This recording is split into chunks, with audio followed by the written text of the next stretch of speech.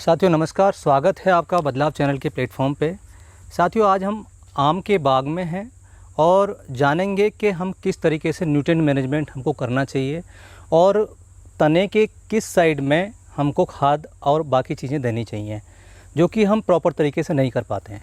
आप ये देख रहे हैं कि ये आम का मेन तना है और ये जो तना है ये इसके बाहर की साइड जहाँ तक इसकी छाँव जा रही है, देखिए आप, ये जो है इधर इसकी छाँव लगभग 6 से 7 मीटर तक है। और ये आप कुलाई में देखिए, रिंग देखिए इसका, और ये जो एक पेड़ से दूसरे पेड़ की जो बीच की दूरी है, यानी कि जो जड़ हैं इनकी आपस में मिल चुकी हैं। तो ये दर्शाता है कि जो पूरा आम का बाग है वो दो तरह की इसमें रूट्स होती हैं।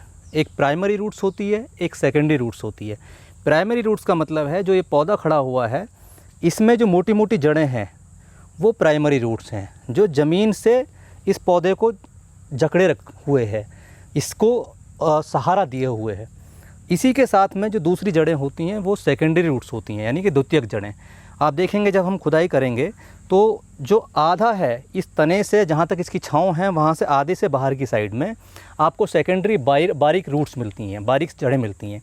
वो सफ़ेद रंग की होंगी, बारीक होंगी, यानी कि जो भोजन लेने वाली जड़ें हैं वो वही हैं।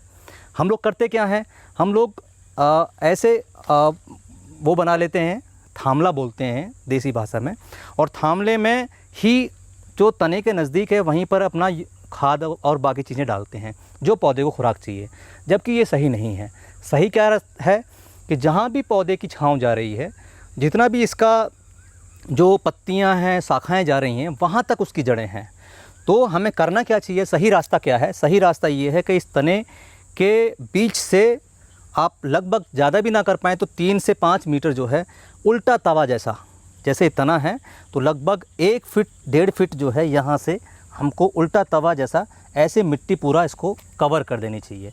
यानी कि इस तने को पानी लगना ही नहीं चाहिए। इससे क्या होगा, इसमें जो फाइटोप्थोरा या नीचे जो गलन की समस्या आती है, पौधे मर जाते हैं, वो समस्या यही होती है कि हमें मेन तने को जहाँ मोटी जड़ होती हैं उसको पानी देना ही नहीं होता है। तो हमने जब इसको पूरा अच्छे से कवर कर लिया, इसके बाद जो बाकी हिस्सा बचता है वहाँ पर आप खोद के देखेंगे लगभग 6 से 8 इंच 10 इंच वहाँ आपको बारीक जड़ें मिलेंगी, यानी कि वो खुराक वाली जड़ें हैं। और वहीं पर हमको जो भी भोजन देना है वहीं पर देना चाहिए, लेकिन ऐसा अक्सर करते नहीं है, इसीलिए बाग उनके ख़राब हो जाते हैं और पौधे मर जाते हैं।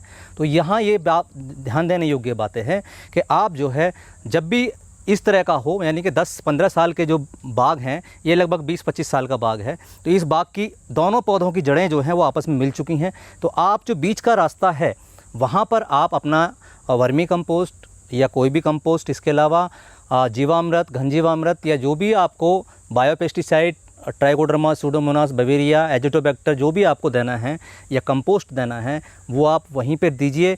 तने के नज़दीक बिल्कुल ना दें, उसका कोई फ़ायदा नहीं है, फ़ायदा आपको वहीं से मिलेगा। इसके अलावा जो हम लोग क्या करते हैं, बाग ख़राब होने के कारण क्या होते हैं कि जब भी फल लिया जाए उसके बाद कटिंग प्रूनिंग होनी चाहिए, जो कि नहीं होती है। तो कटिंग प्रूनिंग फल लेने के बाद करना चाहिए। जो भी आपकी शाखाएं ऐसी हैं जो बेकार हो चुकी हैं, सूख चुकी हैं, जिनमें एक इसमें समस्या आती है डाई बैक की समस्या, यानी कि ऊपर से उल्टा मरना। कुछ शाखाएं आपने देखा होंगे ऊपर से डंडी जो है सूखने लगती हैं, तो वो कॉपर की कमी होती है और साथ में न्यूट्रिएंट मैनेजमेंट की भी कमी होती है। तो कॉपर के लिए आप क्या करना है कि फल लेने के बाद जब आप कटिंग प्रूनिंग करेंगे तो जो मोटी डंडियाँ हैं उसमें गोबर में या तो सूडोमोनास फ्लोरोसेंस मिला लें, या अगर वो भी ना मिले तो आप जो है गोबर के साथ में जैसे मिट्टी को मिला करके उन पे लगा सकते हैं। साथ में जो है गौमूत्र भी ले सकते हैं, लस्सी भी ले सकते हैं, और यदि ये नहीं है तो एक बोडो मिक्सर बनता है, बोडो मिक्सर या बोडो पेस्ट जो है, मिक्सर का तो स्प्रे होता है, पेस्ट बना लीजिए और उसको जो है 1 किलो चूना, 1 किलो नीला थोता और उतना पानी जितने में वो लुगदी बन जाए, और उसके बाद फिर उस मोटी डंडियों पे लगा दीजिए। जो छोटी डंडी हैं उसमें आप सूडोमोनास का स्प्रे कर सकते हैं या बोडो मिक्सर का स्प्रे कर सकते हैं। वो इसलिए करना चाहिए, जब आप कटिंग प्रूनिंग कर लेते हैं तो फिर वो जो कटी हुई शाखाएं हैं उनमें बीमारी घुसने के चांस होते हैं। तो यदि आपने स्प्रे कर दिया है तो वो बीमारी नहीं आती है। तो इन बातों का किसान भाई ध्यान रखें कि हमको कहाँ खाद देना है, कहाँ पानी देना है।